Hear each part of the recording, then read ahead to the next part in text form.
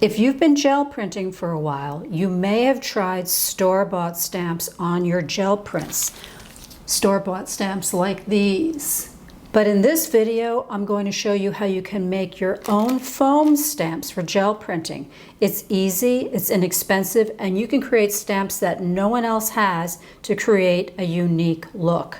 Hi, I'm Jenna McLean, printer and surface artist. My goal on this channel is to help you create better prints, whether they're gel prints, block prints, cyanotypes, or monoprints. Stick around to the end of the video because I'll tell you how to get my free supply list of all the tools that I use in my gel print practice. And it has links to the various products that I use, and there's a lot of information in here. Now here are some foam stamps that I have created. And I decided to make one with a celestial theme. I made one with stars and little comets and moons and things like that. And I printed it on this gel print. I also used clear stamps that I purchased of the phases of the moon, and I put them on the print as well. So making your own stamps is a lot of fun because you can mix up your stamps with other things that you're pressing on the gel plate. So let's dive into this and I'll show you how it's done. Right here in my clamshell container, I have my 8x10 gel plate. And these are some foam stamps that I just created a few days ago for a print that I want to do of the New York City harbor. I've got the Statue of Liberty here. I've done a tugboat. I've created some waves.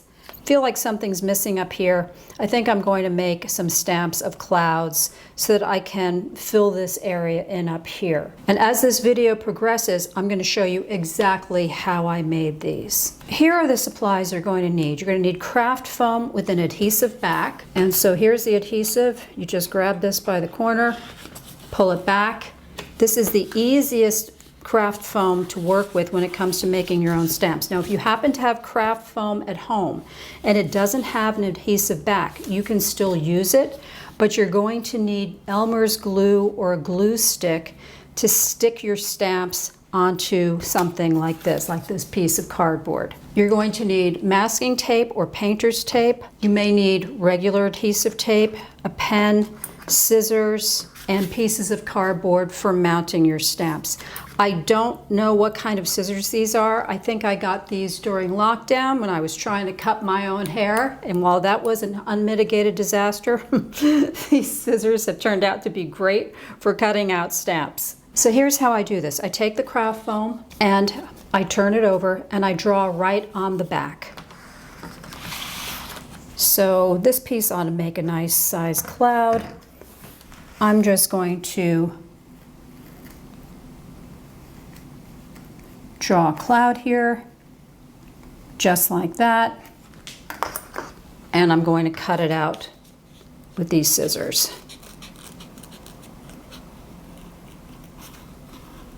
And I'm going to speed up the video while I do this. And then it's very simple. All you do is pull off the adhesive on the back and mount it onto a piece of cardboard.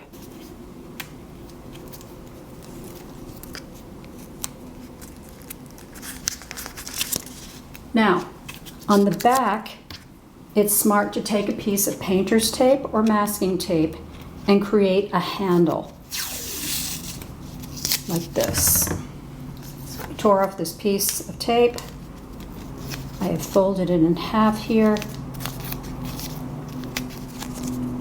and I'm placing it on here like this.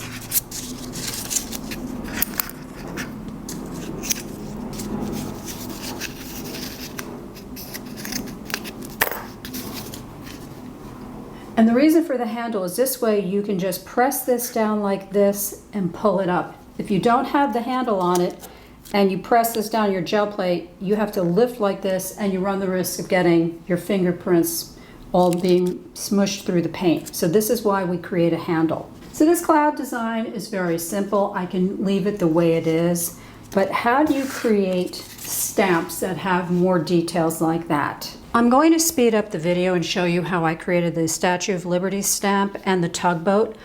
I did refer to sketches that I found online to act as a template because, quite frankly, there's no way I could remember how to do this by memory of what the Statue of Liberty looks like, although I've seen it hundreds of times, and the same goes for tugboats. So I found this particular drawing online. With my tracing paper, I went over the outside of it. I cut this out. I drew it on the back of the craft foam. I cut it out, and then I went in with just a regular ballpoint pen, and using this as my guide, I drew these by hand. And the goal was to create a depression. I can feel it with my fingers. I wanted to create a depression in the stamp so that when I go to make the print, these lines are going to show up. Most of the time when I create stamps, I am just winging it. I'm just drawing from my head, and I'm just sketching on the back of the craft foam. I do want to mention that if you're going to create your own foam stamps, you have to pay attention to the shapes that you're choosing. When you're creating a stamp from a foam block, you really need a large, chunky shape. Having little tiny details or thin little spindly parts of the stamp, it's not going to work well with this craft foam. I'll show you exactly what I mean. For instance, here, this kind of tree with all of these little details and these thin branches, that's not going to work. But if you wanted to make a tree that looks like this, you would just go like that on the back of the craft foam and then fill these details in with a pen. The same thing here, a mushroom like this with a spindly little stem, that's going to be really hard to cut out with the craft foam. The craft foam is not really made for these very, very thin shapes. Even if you're good with an X-Acto knife, it's really hard to do. So think chunky. This would be a better mushroom shape. This is easy to draw on the back of the craft foam and cut out, and then you can add these details in with the pen. The same thing with this kind of flower. Really hard to cut this out in craft foam, but this kind of shape would work. So when I saw this Statue of Liberty sketch, I looked at this and I said, no way. These little things in her crown, it's just going to be too hard to cut out. I'm just going to go another route. So that's why I went like this and cut out this piece here, and I drew in the pieces of her crown because this was going to be way too hard to cut out. Okay, I'm going to speed up the video and you're going to see exactly how I made these.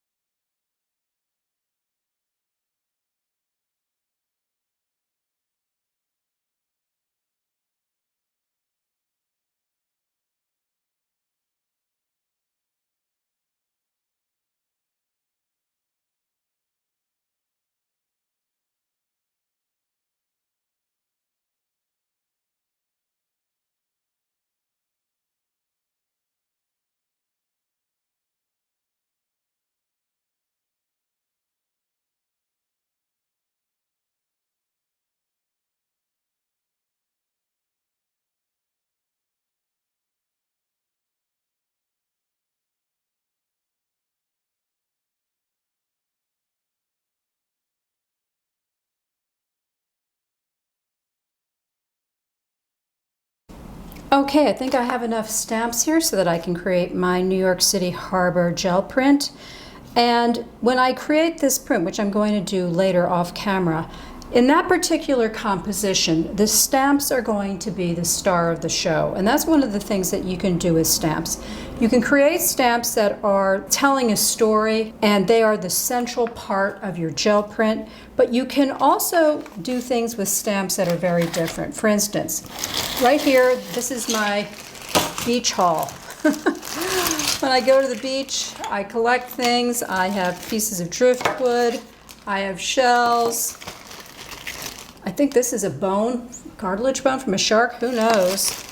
I've got all sorts of things in here, sand dollars, sea glass, and I want to make a nautical themed gel print. So I have drawn on the back of this particular foam board a seahorse, and a fish. I'm going to cut them out, and I'm going to add some detail to them, and I'm going to create a gel print in which I use both the stamps and real materials to show you how you can mix these together in a fun way.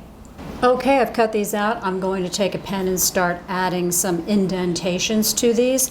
One of the things that you might want to do is have a little container where you save all of your scraps. That's what I do with all of the cuttings that I get from making these stamps.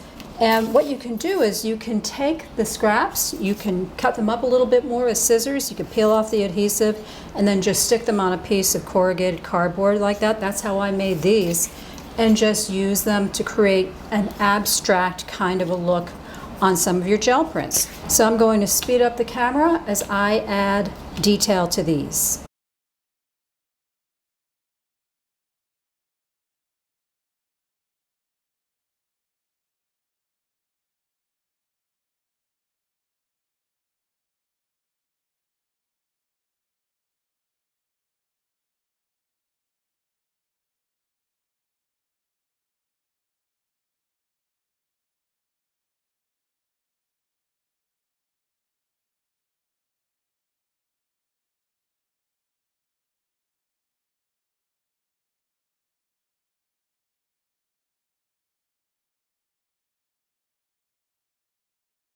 All right, I am now ready to make this print, and I have a lot of stuff going on with it. I have every shade of blue that I own, blue paint, and some greens that I intend to put down on here. I cut some ferns off of an indoor plant that I'm going to try to hopefully make it look like seaweed down at the bottom.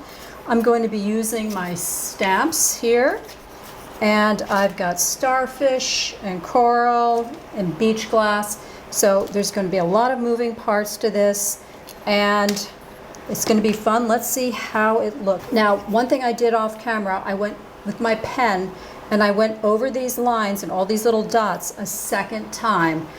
And my goal was to press really hard on the foam to make these lines deeper because I want them to be recessed. Then I stuck these onto the cardboard, and one of the things that you may want to do is take your scissors and cut around it and not have square edges on the cardboard, because sometimes those square edges show up when you're doing the print.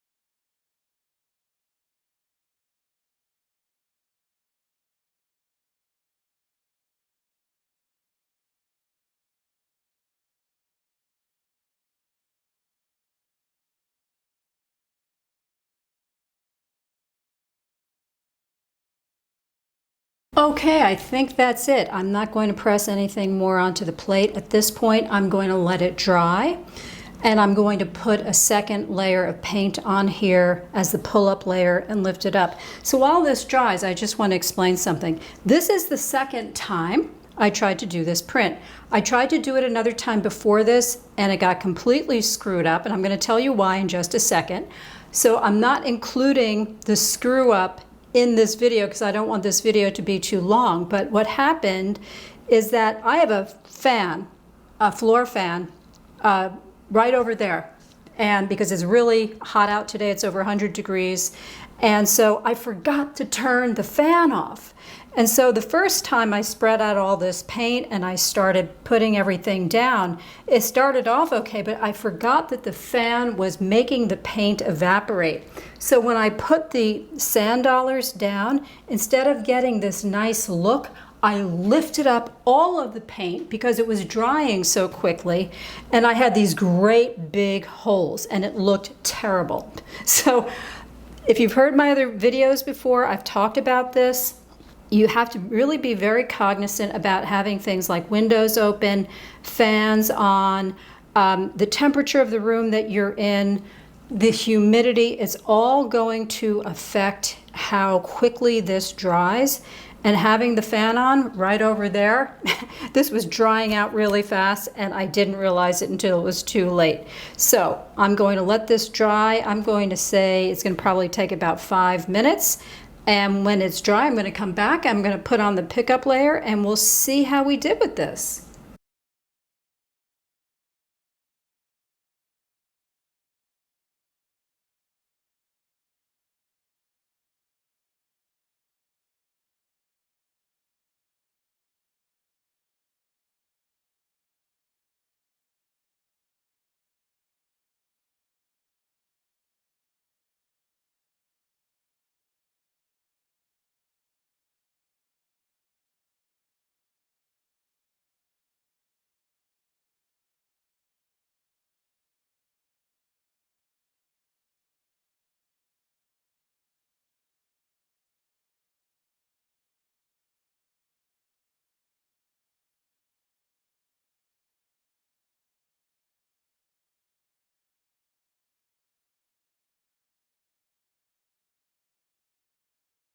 Okay, this has been sitting for a couple of minutes and I'm going to pull up from one side to see if this is ready to go. There's a little bit of paint left on the plate, but that's okay.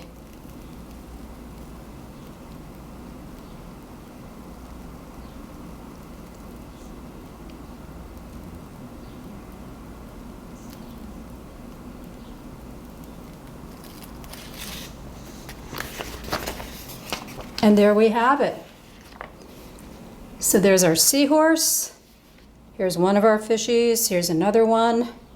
The sand dollar came out really nice. Overall, this is a really good print. I'm really loving the way that these stamps look. So I hope you've enjoyed this video about making your own foam stamps. And if you would like to get a copy of my free gel printing supply list, there is a link in the description below this video. All you have to do is click on it and it'll get sent to you right away. It's about 9 or 10 pages long.